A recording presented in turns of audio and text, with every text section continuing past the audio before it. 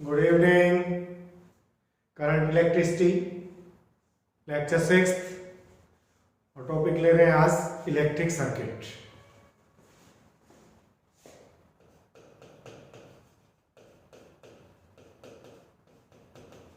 Electric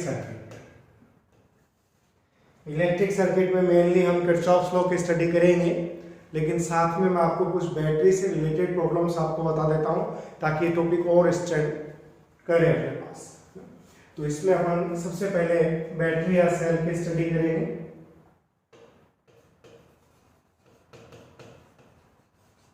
battery और cell, battery या cell it means battery या सेल आप किसको समझते हो? अपन सिंपल भाषा में कहें तो सोर्स ऑफ कांस्टेंट ईएमएफ। क्या ले सकते हैं इसको? हम सिंपली ये ले सकते हैं source of constant EMF, a source of constant EMF is called battery or cell. Divided into two categories, primary and secondary cell. Primary and secondary cell. Primary and secondary cell.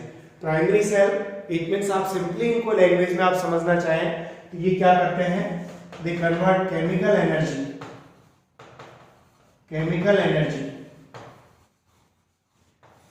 into electrical energy. इनका main काम क्या है? Chemical energy को electrical energy में convert करना। और मैं आपको बताऊं कि इसमें ये तो है ही, लेकिन अब केमिकल एनर्जी पूरी इलेक्ट्रिकल एनर्जी में कन्वर्ट हो गई तो अब ये यूजलेस हो गई, इसलिए इनको यूज थ्रू भी कहा जा सकता है। यूज एंड थ्रो सेल है, ये कोई काम में नहीं है। इट मींस ये कैसे इरिवर्सिबल है, इरिवर्सिबल। सीधी भाषा में कहें अनुत्क्रमणीय है, इनको वापस इरिवर्सिबल शॉर्ट में ऐसे कह सकते हैं नॉट चार्जेबल। चार्जेबल नहीं है ये, समझ में आगे। प्राइमरी प्राथमिक सेल, हिंदी माध्यम के विद्यार्थी ध्यान दे लें। प्राइमरी सेल जो रासायनिक ऊर्जा को विद्युत ऊर्जा में बदलते हैं। यूज थ्रो सेल है, एक बार कन्वर्ट होगी दोबारा काम नहीं आते, इसलिए इरिवर्सिबल कहते हैं, अनुत्क्रमणीय कहते हैं। नॉट चार्जेबल, ये चार्जेबल नहीं है। और इस कैटेगरी की बात करें सेकेंडरी की, तो ये क्या काम करते हैं? पहले इलेक्ट्रिकल एनर्जी को क्या करते हैं? स्टोर करते हैं एज केमिकल एनर्जी में स्टोर करते हैं, और फिर ये केमिकल एनर्जी को वापस किस में कन्वर्ट कर लेते हैं? इलेक्ट्रिकल एनर्जी में। तो इस तरह से ये during discharging chemical energy and electrical energy, during charging electrical energy किस में कन्वर्ट होती है? Chemical energy. इट मींस ये सेल मेन रूप से क्या है? रिवर्सिबल है, चार्जेबल है।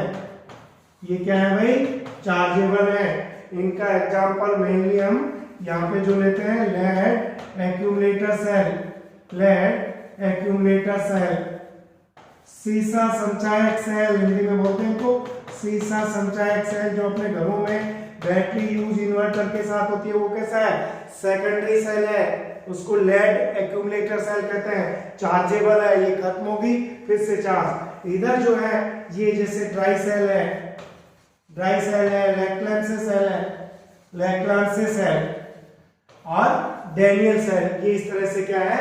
दो कैटेगरीज में इनको डिवाइड किया जा सकता है। तो एक सिंपल नॉलेज मैंने आपको ये बताया है कि खास जरूरत अपने को पड़ेगी नहीं। और एक मैं यहाँ पे बात बता दूं कि यहाँ ईएमएफ और इनको मेजर करेंगे वोल्ट में, लेकिन वोल्ट आप देखोगे तो दो टर्म है यहाँ पे। दो टर्म क्या है? एक टर्म है ईएमएफ, इट मींस इसको हम बोलते हैं इलेक्ट्रोमोटिव फोर्स। ईएमएफ यूनिट क्या है इसका? वोल्ट। और एक इधर जो टर्म लेते हैं ये है terminal potential difference, terminal voltage भी कह देते हैं इनको, या टर्मिनल पोटेंशियल डिफरेंस भी कहते हैं। टर्मिनल वोल्टेज या टर्मिनल पोटेंशियल डिफरेंस। ठीक है, तो दोनों की यूनिट क्या है, वोल्टेज है। फिर कैसे डिफरेंशिएट करेंगे इनको, इनको हम डिफरेंशिएट करेंगे ईएमएफ। देखो शॉर्ट में आपको ईएमएफ लेना है, तो क्या है ये, potential difference between the electrodes of cell in open circuit. Short में क्या लिख सकते हो, potential difference between the electrodes of a cell, between the electrodes of a cell in open circuit। ये काम की चीज है भाई, यहाँ ध्यान रखना। देखो क्यों ध्यान रखना है भाई, जो मैं ये पॉइंट ले रहा हूं इन ओपन सर्किट, क्योंकि यहां मैं डिफाइन करूंगा तो यहां भी यही लाइन लिखने वाला हूं, potential difference between the electrodes of cell, between the electrodes of cell in closed circuit। तो आप समझ में आई बात। तो इसमें अंडरलाइन करने का अपना मकसद क्या था कि डिफरेंस यही है। देखो ईएमएफ को हिंदी वाले क्या पढ़ते हैं भाई, हिंदी में पढ़ते हैं इसको विद्युत वाहक बल। तो पढ़ने में बल फोर्स पढ़ा जाता है, लेकिन यूनिट कैसा है इसका, वोल्ट है, ये ध्यान रखना। इसको टर्मिनल वोल्टता भी पढ़ते हैं, इसको पढ़ते हैं टर्मिनल वोल्टता, ठीक है भाई। तो अब मैंने क्या लिया, potential difference between the electrodes of a cell, cell के इलेक्ट्रोडों के मध्य विभवांतर इन ओपन सर्किट, खुले परिपथ में सेल के इलेक्ट्रोडों के मध्य विभवांतर। इधर भी वही लिखा है, potential difference between the electrodes of cell in close circuit, बंद परिपथ में सेल के इलेक्ट्रोडों के मध्य विभवांतर को हम कहेंगे टर्मिनल वोल्टेज, और इसको ओपन सर्किट में क्या कहेंगे, ईएमएफ कहेंगे। और दोनों ही वोल्टेज बंद और खुले परिपथ का, ये इन जनरली ओपन सर्किट में लिया जाता है, और ये किस में लिया जाता है, क्लोज सर्किट में टर्मिनल वोल्टेज, ठीक है। मैं इनमें रिलेशन भी आपको बताऊंगा। Relation between EMF and terminal voltage को मैं V से लिख रहा हूं भाई। देखो क्या रिलेशन है,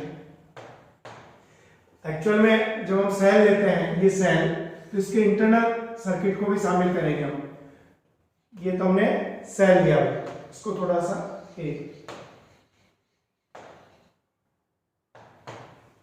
हम ले रहे हैं relation between E and V, इसको समझ रहे हैं भाई, EMF और V। देखो क्या कर रहा हूं मैं, ये कोई सेल लिया, सेल को थोड़ा सा इसके इंटरनल स्ट्रक्चर के साथ देखेंगे, तो इसमें इन जनरल क्या होता है, दो इलेक्ट्रोड्स रहेंगे। एक इलेक्ट्रोड होता है पॉजिटिव इलेक्ट्रोड, सेकंड इलेक्ट्रोड होता है नेगेटिव इलेक्ट्रोड, और इसके अंदर जो रहता है ये कोई वही इलेक्ट्रोलाइट भरा रहता है। ये कोई इलेक्ट्रोलाइट है, ये कोई इलेक्ट्रोलाइट। इलेक्ट्रोलाइट मींस इसके अंदर जो है पॉजिटिव और नेगेटिव आयंस है, बहुत सारे पॉजिटिव और नेगेटिव आयंस इसमें है, इसमें पॉजिटिव और नेगेटिव आयंस है बहुत सारे, ठीक है। अब हम इसको, ये इस स्थिति में है तो इसको बोलते हैं ओपन सर्किट। अब हमने क्या काम किया, देखो यहां से कोई एक्सटर्नल सर्किट लिया और ये रेजिस्टेंस कनेक्ट कर दिया R, ठीक है। ये हमने कोई रेजिस्टेंस कनेक्ट कर दिया R। अब ये किस हो गया, क्लोज सर्किट। तो देखो यहां से आउटर सर्किट में हम करंट ऐसे लेते हैं, प्लस से माइनस की ओर, लेकिन इनर देखें तो हो क्या रहा है कि जो पॉजिटिव आयंस है वो देखो नेगेटिव की तरफ जाएंगे, जो नेगेटिव आयंस है ये किधर जाएंगे, पॉजिटिव इलेक्ट्रोड्स की ओर।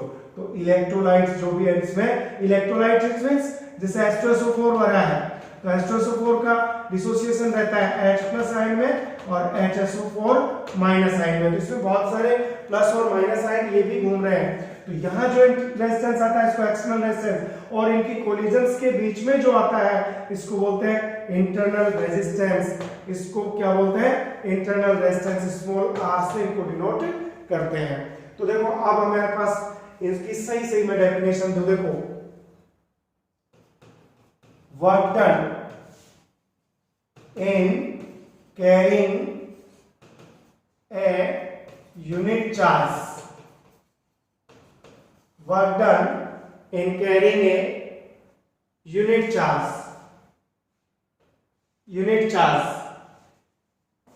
including the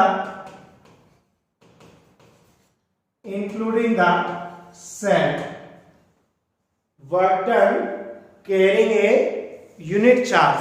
अब वर्क डन कहां हो रहा है, देखो हमने ये जो वर्क डन वाली बात की, तो चार्ज को ये था एक्सटर्नल, लेकिन इंक्लूडिंग द सेल, सेल के अंदर भी, यानी इसके फ्लो को बनाए रखने में, या अपन यूं कह सकते हैं work done inflow of unit electric charge is equal to EMF. इसको क्या बोलते हैं, ईएमएफ बोलते हैं टोटल वर्क डन को।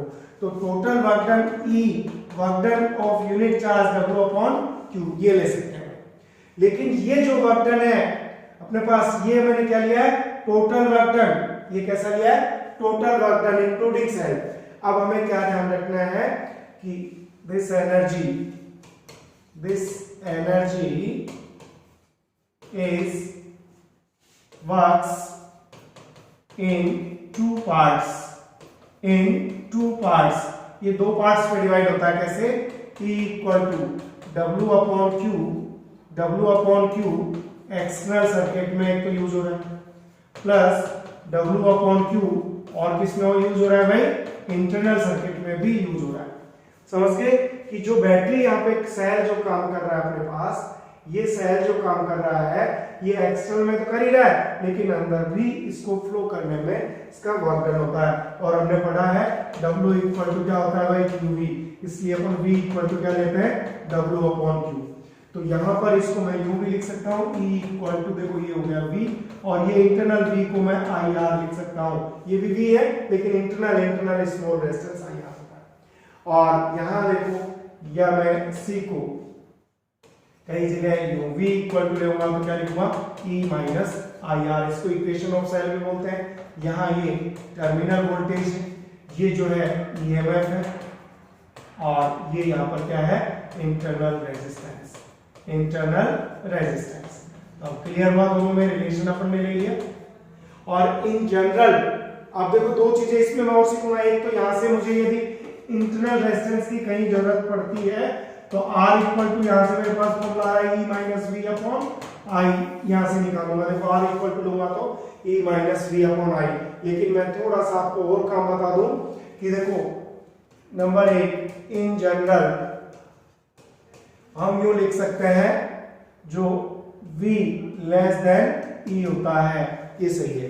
लेकिन ऐसे नहीं कि V must be in general का मतलब V less than E, battery का EMF ज्यादा होता है बजाय टर्मिनल वोल्टेज के, इसलिए तो अपन क्या लिख रहे हैं, V इक्वल टू क्या है, E माइनस IR। और इसको क्या बोलते हैं, डिस्चार्जिंग इक्वेशन ऑफ सेल भी कहते हैं। इसको बोलते हैं डिस्चार्जिंग इक्वेशन ऑफ सेल। क्योंकि इस दौरान क्या हो रहा है कि देखो, ये बैटरी है, ये रेजिस्टेंस है, तो यहाँ पे जो करंट फ्लो होता है इस बैटरी से फ्लो हो रहा है, बैटरी से करंट फ्लो हो रहा है। लेकिन मैं एक और आपको एग्जांपल दूंगा। देखो यहाँ देखें, ड्यूरिंग चार्जिंग, तो चार्जिंग वाले केस में क्या होता है भाई, देखो यहाँ बैटरी है, ये इसका इंटरनल रेजिस्टेंस, तो हमें यहाँ पर क्या लगाना होगा, चार्जर लगाना होगा, चार्जर। तो यहाँ चार्जर का पोटेंशियल डिफरेंस क्या माना, V, और इसका E। तो during charger V greater than कैसा होता है, E होता है। तभी तो करंट चार्जर से किधर जाएगा, बैटरी में जाएगा, चार्जर से कहाँ जाएगा, बैटरी में जाएगा। तो इस केस में जो V होता है, ये होता है E प्लस IR के equal, V greater than ER, और इसको बोलते हैं चार्जिंग इक्वेशन ऑफ सेल। इसको क्या बोलते हैं, चार्जिंग इक्वेशन ऑफ सेल। समझ में आई बात। तो ये हमने एक जनरल इंट्रोडक्शन दिया था। अब हम इनकी ग्रुपिंग ऑफ सेल्स देखते हैं। नेक्स्ट जो पॉइंट में ले रहा हूं, grouping of two cells. Grouping of to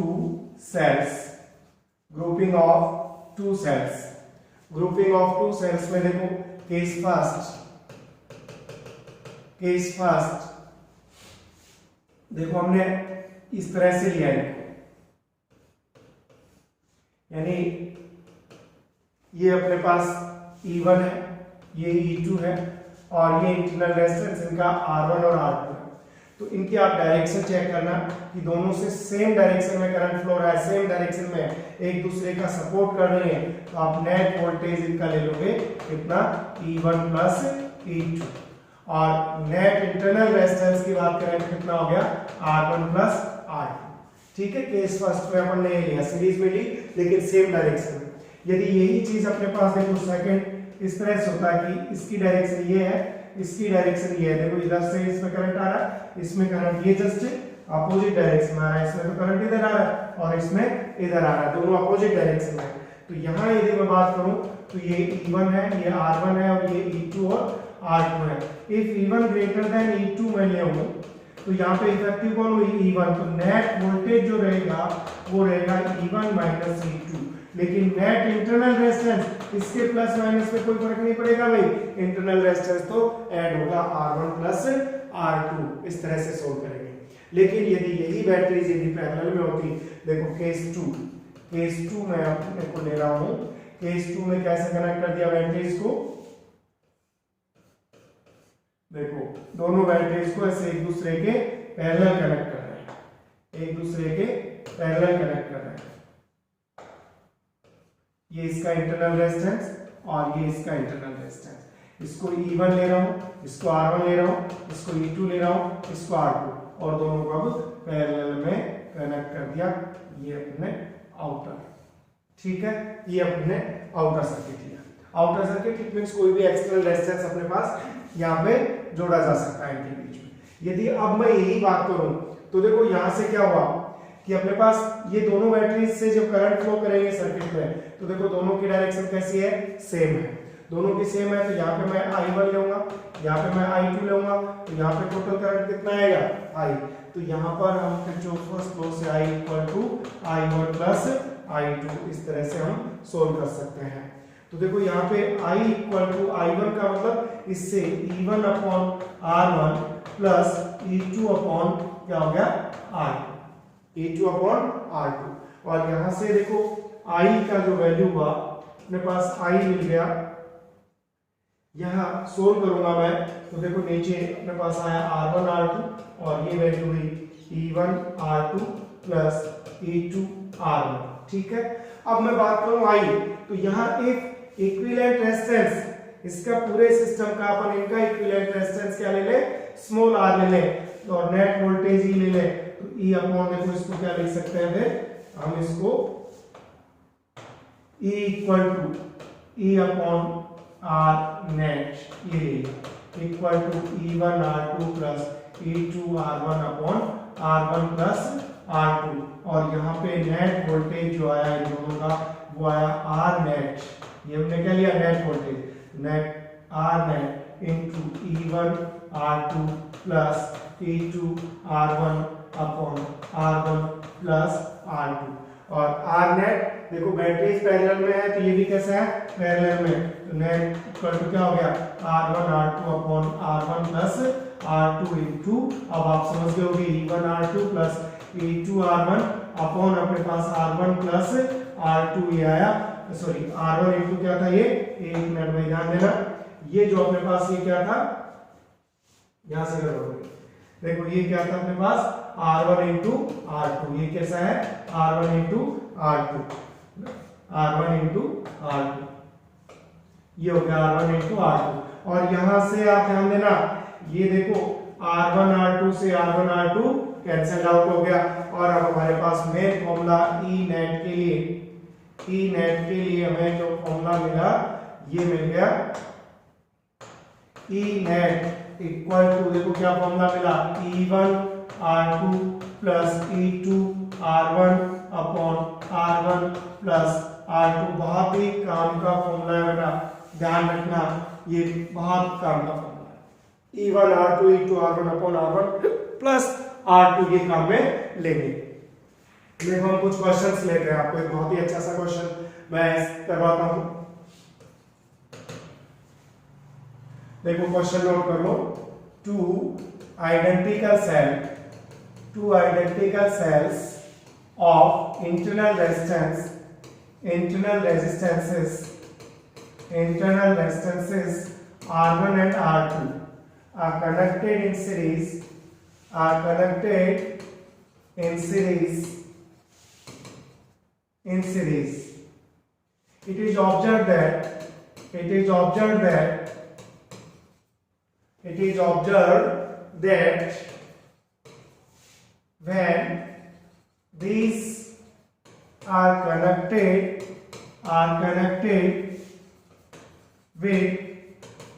are connected with external resistance R, then potential difference या टर्मिनल वोल्टेज कहूं मैं इसको, टर्मिनल वोल्टेज एक ही बात है। Potential difference between the ends of first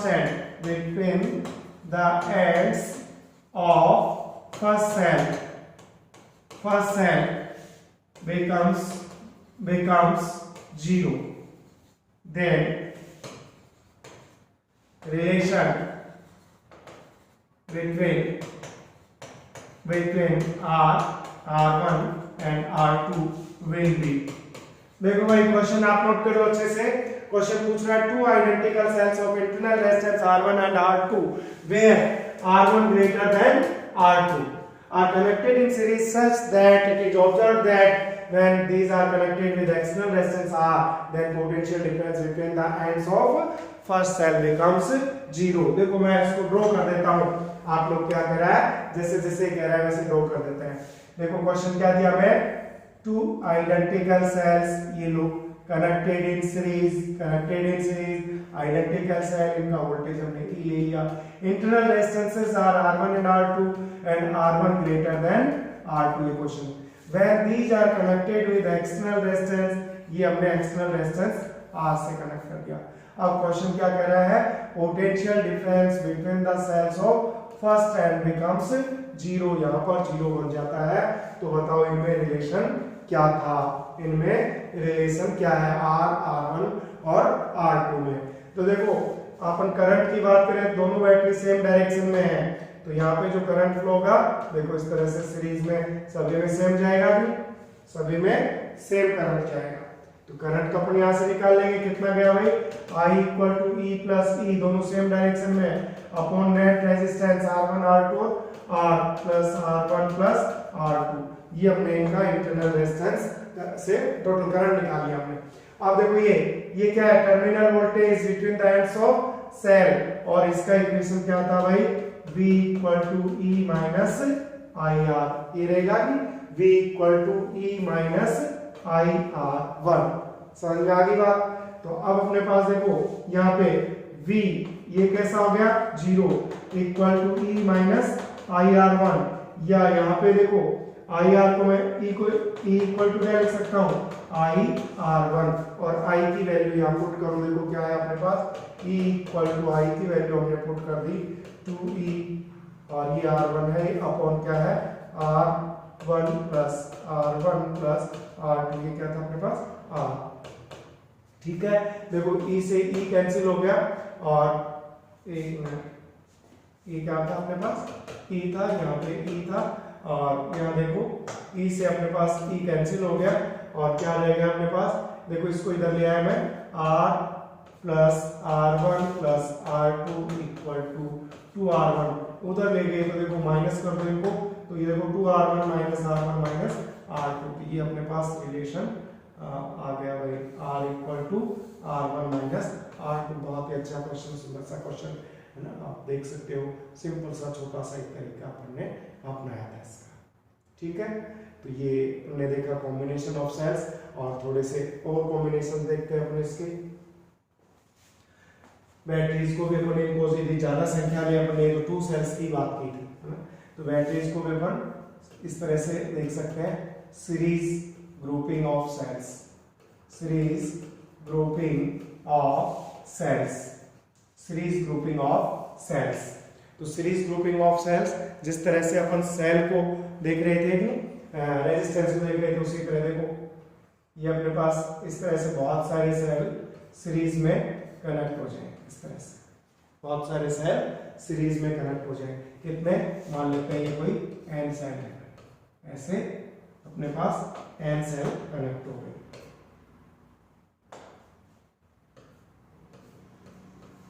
और इसको हमने जोड़ दिया एक्सटर्नल सर्किट किसी रेजिस्टेंस R से। यहाँ इनके EMF E ले रहे हैं, सेलों की संख्या N ले रहे हैं और रेजिस्टेंसेस इनके R है। तो आप इनमें देखो कैसे सोल्व करोगे। सबसे पहले आप निकाल लो नेट वोल्टेज यानी net EMF। Total voltage circuit का कितना रहेगा, E plus E plus E plus E कितना आ जाएगा, NE। सबसे पहले निकाल लो, है ना। यानी नेट वोल्टेज अपने पास कितना आ गया, N इंटू ई। दूसरा काम कर लो net internal resistance, net internal resistance. तो नेट इंटरनल रेजिस्टेंस देखो भाई कितना हुआ, R plus R plus R plus R. It means कितना हो गया net internal resistance N into R। फिर तीसरा पॉइंट अपन थर्ड पॉइंट लिख लो टोटल रेजिस्टेंस, टोटल रेजिस्टेंस। तो total resistance R equal to क्या लोगे भाई, R टोटल रेजिस्टेंस कितना लोगे, ये हो गया अपने पास। देखो एक्सटर्नल रेजिस्टेंस हमने क्या लिया हुआ था, R प्लस NR। और यहाँ से अपना क्वेश्चन स्टार्ट होता है। इसमें देखो बहुत सारी अच्छी चीजें अपन बताएंगे। यदि अपने को करंट फ्लो इन सर्किट ये पूछा जाए तो हम लेंगे I equal to net voltage upon net resistance. तो net voltage upon total resistance, सब जगह यही फॉर्मूला अपने को काम में लेना है। तो इस तरह से नेट वोल्टेज कितना हो गया भाई, I इक्वल टू NE और टोटल रेजिस्टेंस कितना हो गया, NR प्लस R, ये हो गया। लेकिन यहां से आप ध्यान दो कि ये जो रिलेशन हमें काम में लेना है, तो देखो if NR is very very greater than compare to R और हम R को नेग्लेक्ट कर दें तो फिर I इक्वल टू हमारे पास देखो N से N कैंसिल हो जाएगा, E upon R। It means network we have कितना हो रहा है, as a single cell, as a single cell. सिर्फ सिंगल सेल जितना करंट दे रहा है उतना ही देगा। तो ध्यान रखें इंटरनल रेजिस्टेंस ज्यादा है तो हम सीरीज में कनेक्ट करेंगे तो करंट में कोई फायदा नहीं होगा। कब फायदा होगा, जब NR is very very less than compare to R, इसकी तुलना में कम है और NR को नेग्लेक्ट करें तब current I equal to NE upon R, NE upon R। It means अब करंट अपने पास क्या हुआ भाई, N टाइम्स इंक्रीज हो गया। अब करंट क्या हो गया, N टाइम्स इंक्रीज हो गया, N टाइम्स इंक्रीज हो गया, जबकि यहाँ पे एक सिंगल सेल की तरह। तो हम ध्यान रखेंगे इंटरनल रेजिस्टेंसेस कम है, सेल के इंटरनल रेजिस्टेंस कम है तो हम सीरीज ग्रुपिंग लेंगे। इंटरनल रेजिस्टेंस ज्यादा है तो सीरीज ग्रुपिंग से कोई बेनिफिट होने वाला नहीं है। करंट की बजाय हमसे कंज्यूम्ड पावर पूछ लेता, हमसे कंज्यूम्ड पावर ये पूछा जाता, कंज्यूम्ड इलेक्ट्रिक पावर। तो P इक्वल टू हम लेंगे I स्क्वायर R, भाई इसमें R में अपने पास कितना कंज्यूम होगा, P इक्वल टू I की वैल्यू ये अपने पास है एंड E I का value upon NR plus R, इसका स्क्वायर कर देंगे इनटू क्या है R। तो ये कंज्यूम पावर। और यहां ध्यान रखना एक चीज, कंडीशन फॉर मैक्सिमम पावर। तो आप डायरेक्ट भी ध्यान रख सकते हैं भाई, कंडीशन फॉर मैक्सिमम पावर कब रहेगी, when NR equal to R। Total internal resistance external resistance के बराबर हो जाएंगे तो फिर ये पावर कैसी रहेगी, मैक्सिमम। और मैक्सिमम पावर कितना रहेगा, P मैक्स हमसे पूछा जाता है। तो देखो ऊपर हो गया N square E square NR plus NR ये 4 N square RS into N R। देखो N और R एक कैंसिल हो गया और एक है तो अपने पास P मैक्सिमम हो गया N E square upon 4R, ये मैक्सिमम पावर। यदि मैक्सिमम पावर पूछा जाए तो N E square upon 4R ये लेने वाले हैं। अब देखो मैं इसी को एक और सेकंड आपको कैटेगरी बताता हूं। यदि पैरेलल ग्रुपिंग पूछी जाए, parallel grouping of cells, parallel grouping, तो पैरेलल ग्रुपिंग में देखो इस तरह से अपने पास ये E है ना, इस तरह से बहुत सारे सेल पैरेलल में कनेक्ट कर दिए। कितने सेल हैं, कोई मान लेते हैं N सेल है और ये सब के सब किस में कनेक्ट हो रहे हैं भाई, सबके सब पैरेलल में कनेक्ट हो रहे हैं। इनके ईएमएफ ई और इंटरनल रेजिस्टेंस आर ले रहे हैं, ये कनेक्ट करके इनको हम किसी एक्सटर्नल रेजिस्टेंस में यूज करते हैं सभी सेल को, ये एक्सटर्नल रेजिस्टेंस आर से। तो मैंने बताया कि यहां सबसे पहले आप क्या निकालो, पहला नेट ईएमएफ निकालो। नेट ईएमएफ कितना आ गया अपने पास, देखो ई सब पैरेलल में, और पैरेलल में क्या सेम रहता है, वोल्टेज सेम रहता है। पैरेलल में वोल्टेज सेम, कितने भी सेल करें ई रहेगा। जबकि हम बात करें net internal resistance, net internal resistance की बात करें तो नेट इंटरनल रेजिस्टेंस अपने पास आएगा, देखो 1/r plus 1/r plus 1/r, तो कितना हो गया R/n। और थर्ड पॉइंट अपने पास क्या था, टोटल रेजिस्टेंस, टोटल रेजिस्टेंस। तो टोटल रेजिस्टेंस हम लें तो कितना हो गया भाई, external resistance plus internal resistance R/n। और बस अब अपना क्वेश्चन सोल्व कर सकते हैं। क्या, यदि हमें सर्किट में करंट फाइंड करना है तो current find total voltage E, total resistance R/n plus R, यह है। और यहाँ से देखो एक चीज वो जो चेक कर रहे थे, यहाँ देखो if R/n is very greater than compared to R, तो R को नेगलेक्ट करें तो अपने पास I जो आ रहा है वो कितना आया, NE upon R। Current 10 times increase हो गया तो इंटरनल रेजिस्टेंस ज्यादा है, तो आप किस में कनेक्ट कर दो इसको, पैरेलल में। करंट कितना बढ़ जाएगा, n टाइम्स इंक्रीज हो जाएगा। जबकि यही R/n यदि लेस होगा और इसको आप नेगलेक्ट कर दोगे तो I जो आएगा वो आएगा E अपॉन R, यानी पैरेलल में जो करंट रहेगा वो सिंगल साइड की। इसलिए हम कैसे प्रेफर करेंगे, यदि इंटरनल रेजिस्टेंस ज्यादा है और करंट ज्यादा चाहिए तो हम इस सर्किट को किस में कन्वर्ट करेंगे, पैरेलल में कनेक्ट करेंगे। ठीक है। और यही अपन यदि पावर की बात करें, देखो कंज्यूम पावर, तो पावर का फॉर्मूला क्या रहेगा भाई, P = I² R रहेगा। P = I², तो I की वैल्यू ये पुट करो, देखो I की जो वैल्यू अपने पास है ये पुट कर दो, E अपॉन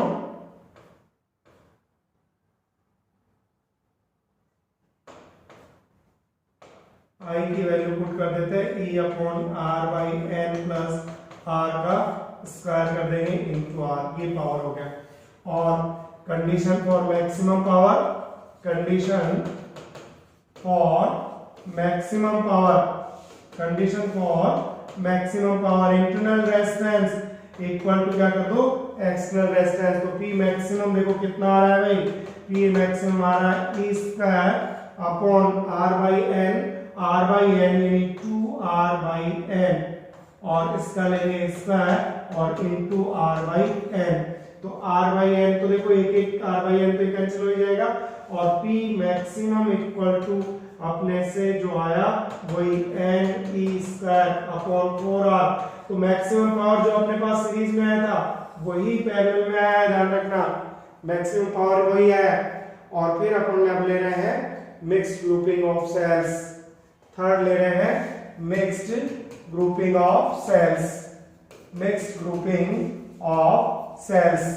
देखो ये बहुत ही काम का फॉर्मूला है मिक्स्ड ग्रुपिंग का, मतलब ऐसे बहुत सारे सेल्स हैं, ये n सेल्स हैं और ये सीरीज में कनेक्ट हो रहे हैं, लेकिन ऐसी बहुत सारी सीरीज की लाइनें हैं जो पैरेलल में भी कनेक्ट हो रखी हैं। ऐसी बहुत सारी लाइनें हैं जो इस तरह से पैरेलल में भी चल रही हैं, तो इसको बोलेंगे मिक्स्ड ग्रुपिंग ऑफ सेल। कितनी लाइनें, ये लाइनें जो हैं ये m लाइन ले रहे हैं भाई, ये हम ले रहे हैं n लाइनें। इस तरह से बहुत सारे सेल ये इस तरह से कनेक्ट है। कितनी लाइनें हैं ये, m लाइनें, m लाइन कनेक्ट है।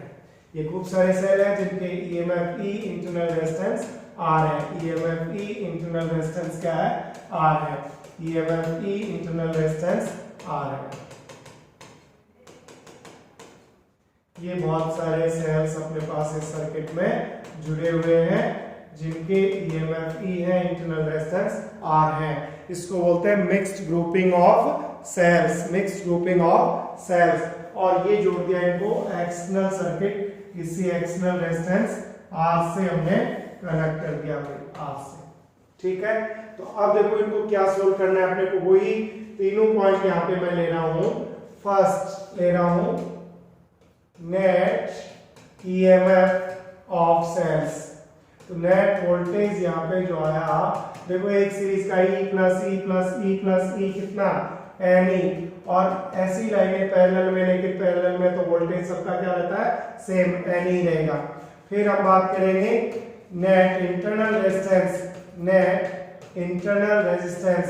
तो नेट इंटरनल रेजिस्टेंस बताओ कितना रहेगा, R plus R plus R plus N R, और एन आर ऐसे पैरेलल में जुड़े हुए हैं, तो अपन क्या काम करेंगे, N R by M, 1/nr 1/m9 है। और टोटल रेजिस्टेंस, तो टोटल रेजिस्टेंस देखो कितना हो गया भाई, टोटल रेजिस्टेंस जो है अपने पास ये R total, it means R plus N R by M. बस अब अपना काम सोल्व हो गया है। अब हम इसमें से सोल्व कर सकते हैं, क्या क्या सोल्व कर सकते हैं भाई, हमें पूछा करंट, तो current I equal to net voltage कितना है, NE अपॉन नेट वोल्टेज कितना है भाई, NR by M plus R, ये आ गया अपने पास। यदि हमसे पूछे पावर पूछे, तो पावर क्या होता है भाई, कंज्यूम पावर होता है I स्क्वायर R, यहाँ पे कितना कंज्यूम हुआ, P equal to NE upon NR by M plus R का होल स्क्वायर इनटू अपन क्या करेंगे R। और कंडीशन फॉर मैक्सिमम पावर,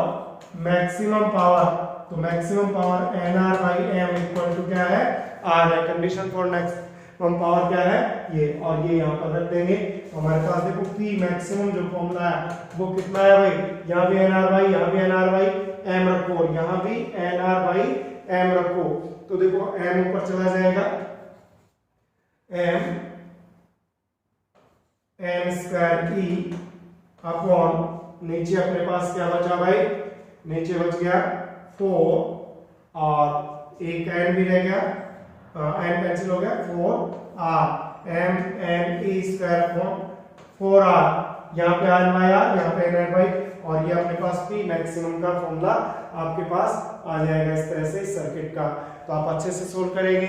और ये अपन ने बैटरीज को समझ लिया, इलेक्ट्रिक सर्किट को सोल्व करने से पहले, और नेक्स्ट लेक्चर में अपन इनको डिटेल से पढ़ने वाले हैं। Thank you so much, have a nice day.